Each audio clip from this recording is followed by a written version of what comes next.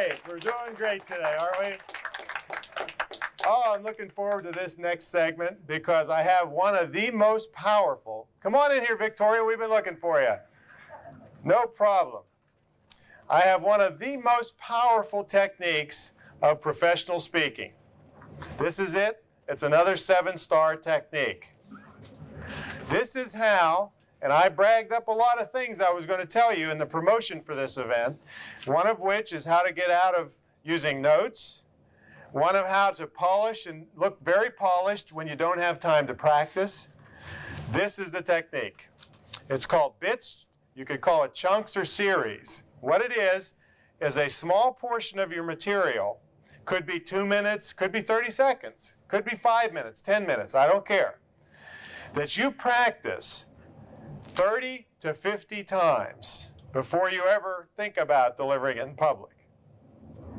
You're saying, wow, when would I have time to do that? Here's the technique. You do it in what we call your throwaway time. This is when you're showering.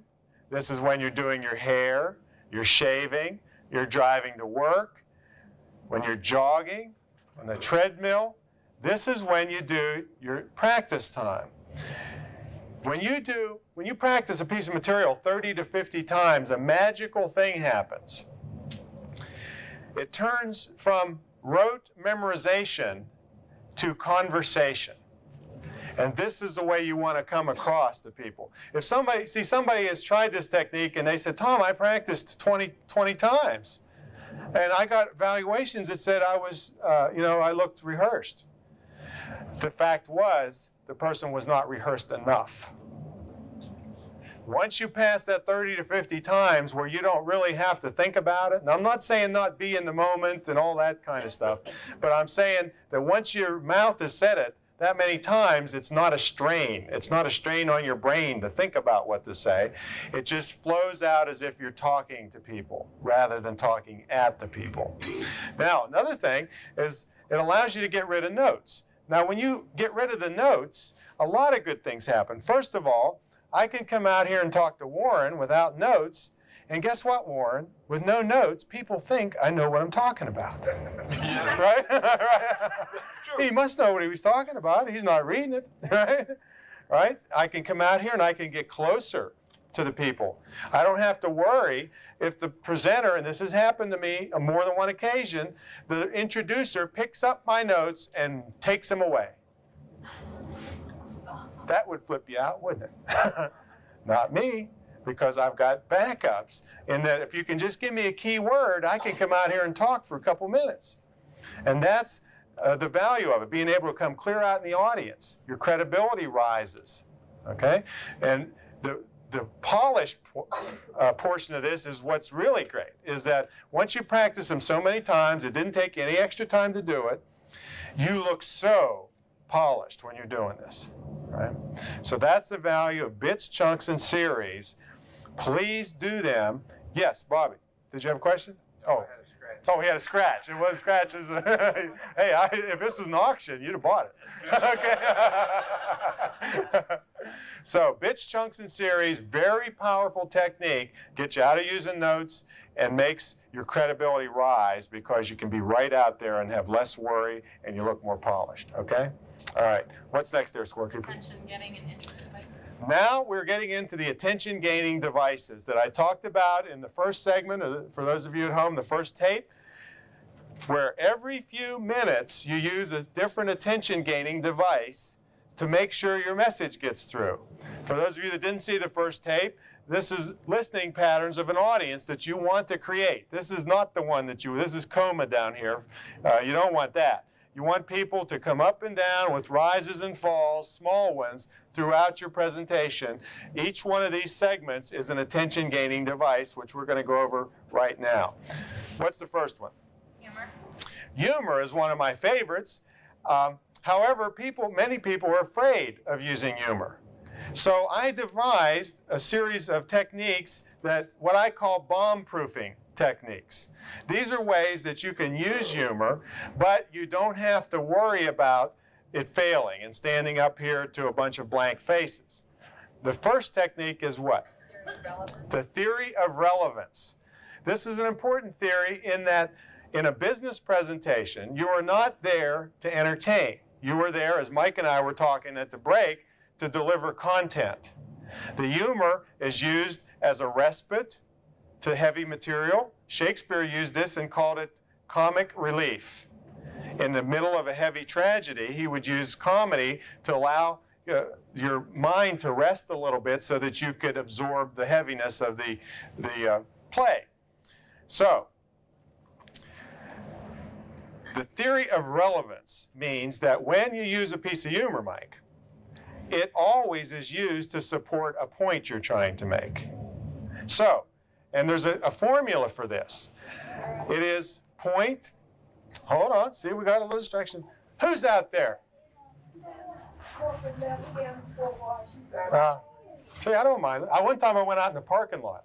The actual room had the door with the panic bar right into the parking lot.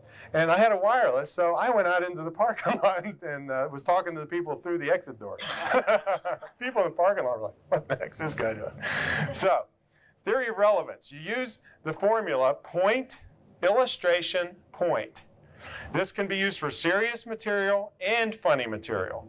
So you make a point, and then you illustrate it with, you could use a joke, you could use a one-liner, you could hold up a prop, you could use a quotation that makes the same point, and then you restate the point. Now, here's an example from the book. It's fairly simple, and the humor doesn't have to be knee-slappingly funny in business presentations. In fact, if you get too much laughter sometimes in the wrong business setting, you might be considered frivolous. So you've got to be careful the amounts of humor you put in. But you might say that communication is tough. It reminds me of the student pilot that was lost and called in on the radio. And they said, well, what is your altitude and location? And the pilot said, well, I'm 5'9" and I'm in the left seat. Okay? Now you can see the communication is difficult, especially when we're under pressure. Okay? Simple formula. I made the point, communication is tough. I illustrated it with a cute little two-line story and then restated the point. You can use that over and over and over again during the course of a presentation just by varying the illustration from a prop to a story to a one-liner to a visual to a cartoon, anything. So that's your formula that you can use over and over and over, okay? So theory of relevance, if you're going to use humor though, make sure it makes the point that you're trying to make, okay? That way, if it's not that funny, you get an automatic excuse from your mother if it's not that funny, because it still made the point that you were trying to make, and you weren't wasting people's time, okay? All right, what's the next part of the book? Keep it short. Now, I know Michael came up and asked me on the break about what I had said about don't use long, involved stories in your openings. Now, this is a general seminar. Michael's a pretty good storyteller from what I hear, and he's got a very, very impactful story that sets up the rest of his speech, all right? So he can break the rules. You got to know the rules before you break them, though. Just like some of the top tennis players that have a weird serve, but they're great, all right? They've practiced and practiced and practiced and developed into that, and they know the right way to do it, but they just got a little twist on it. So if you are really good at storytelling, forget what I said. But if you're not that good yet, keep whatever humor or stories you do short until you get the audience warmed up. Shortness will save you from bombing, because if somebody didn't laugh, guess what? They might not know that you thought it was funny, and if you just keep talking, then they'll never know that it was, that you're bombing. So, it's only your mind that tells you you're bombing, see? All right, so keep it short. What else? Pre-planned ad-libs. Pre-planned ad-libs. What page does it say that is? It's 99 to 114. Please turn to page 99 in your reference book. This would be easier with the table. This would be what? With a table, right?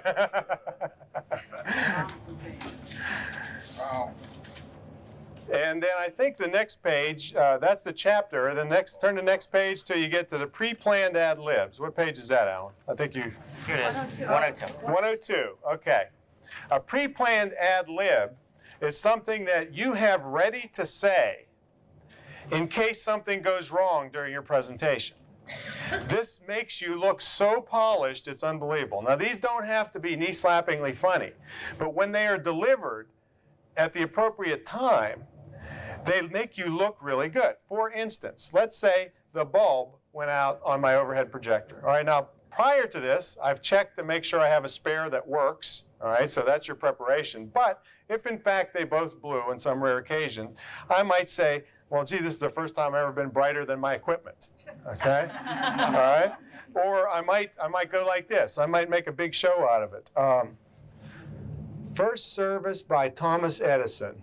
Or no, last service by Thomas Edison. Something like that. Just this has something to say. And what you're sending, a subtle message to the audience, that no matter what happens, the presenter is not going to get shaken.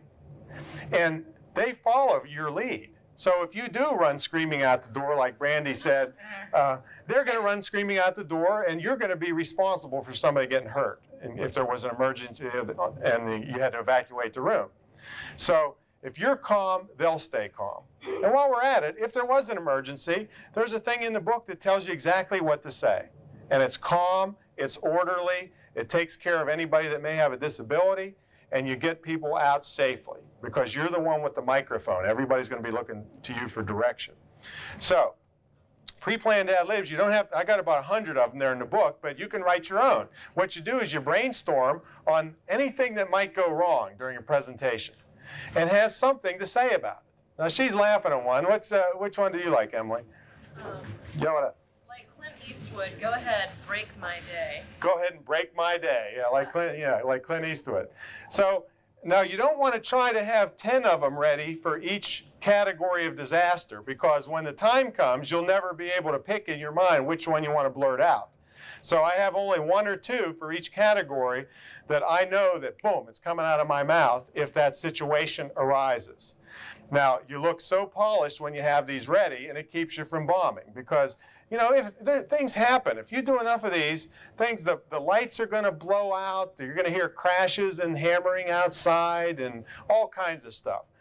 And so you just deal with it. And I mean, I've gotten standing ovations from dealing with problems more than because of what I said and during the problem. Right? At the end, I didn't get a standing ovation, but if you take care of a problem, people like, really, wow, you know, I could do that. So, all right, so that's bomb-proofing. Keep it short. What's the other one?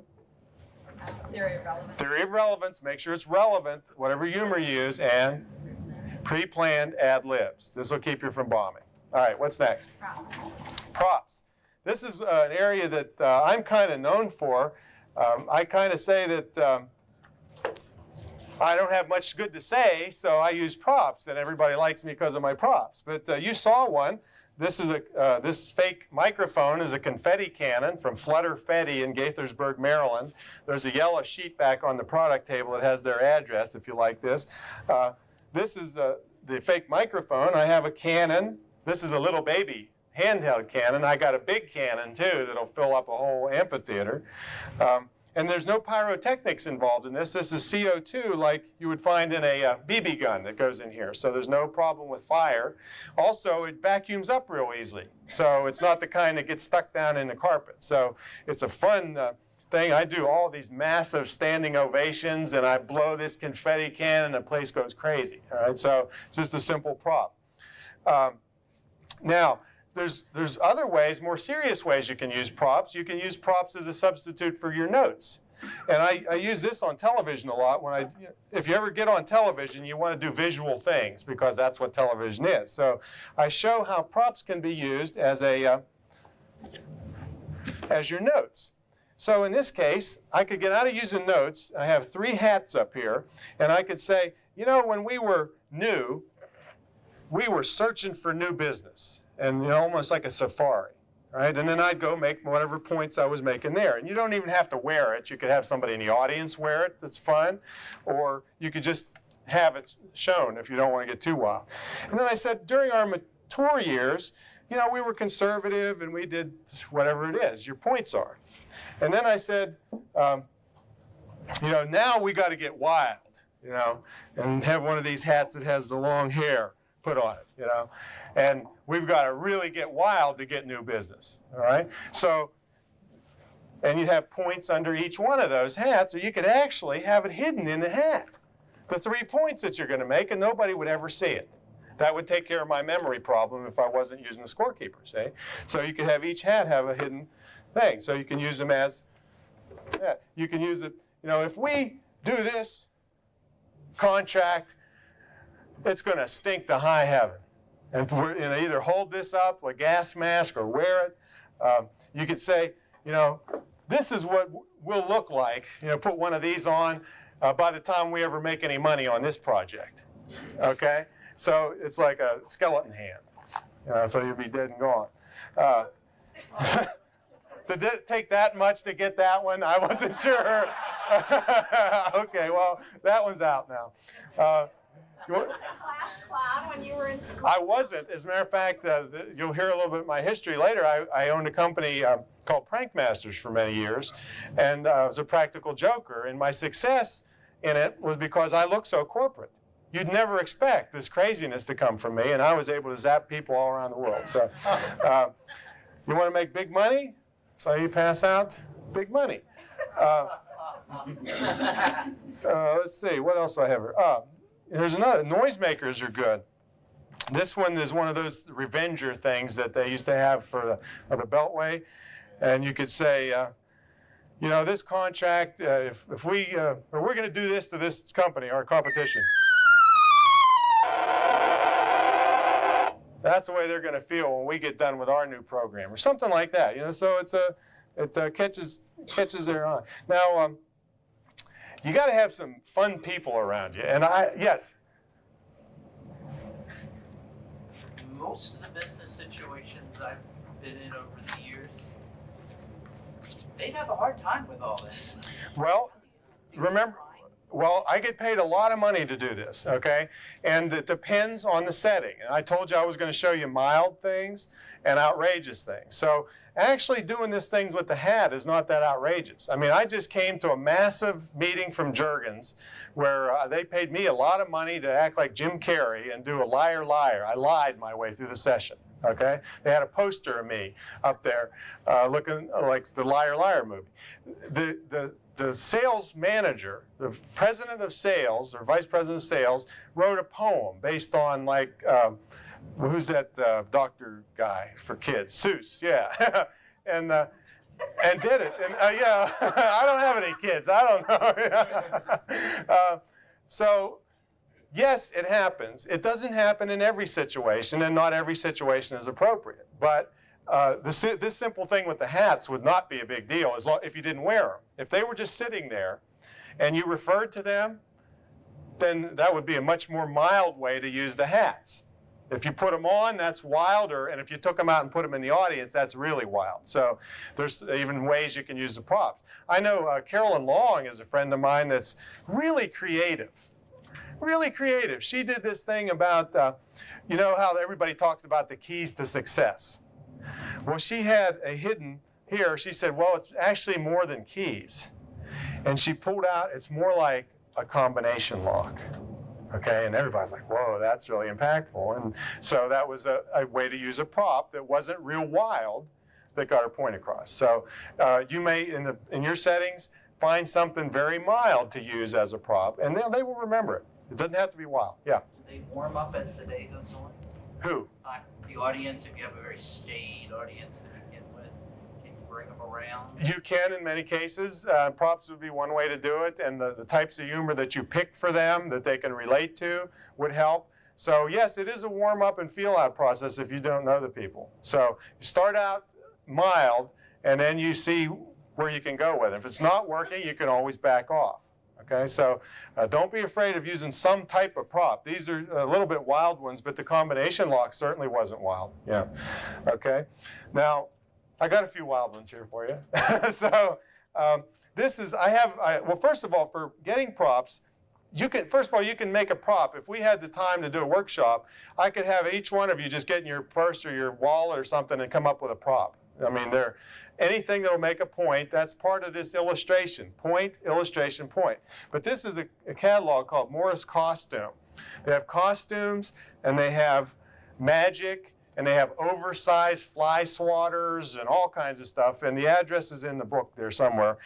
This catalog's about $10, but you get it off your first order. So it's a great place.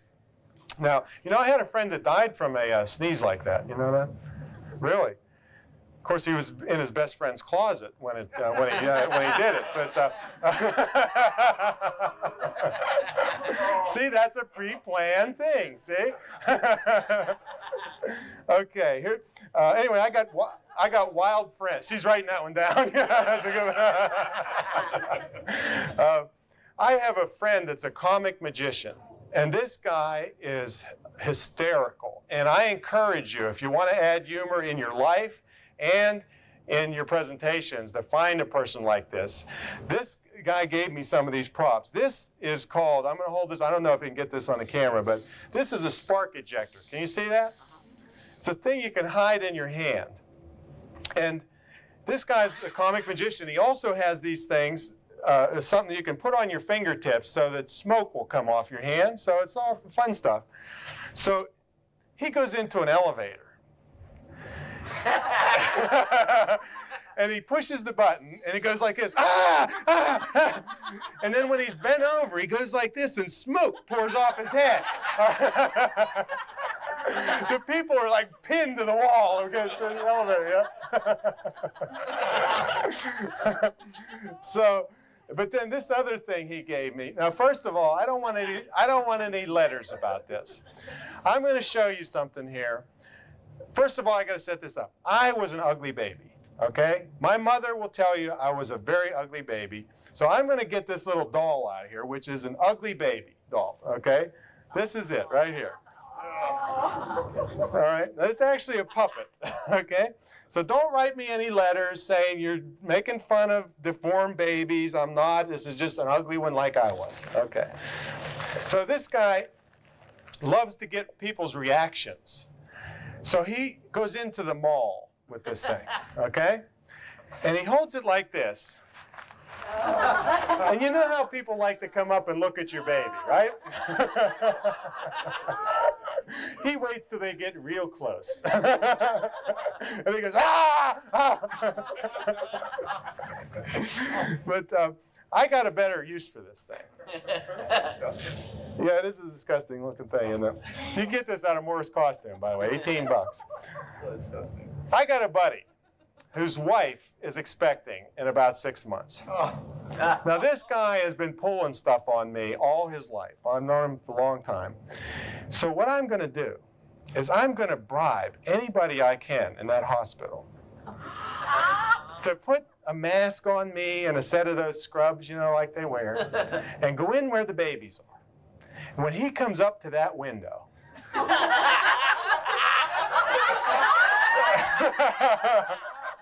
I will have gotten him back. All right. That's I know, she said that's low. All right, now a little bit about prop handling here.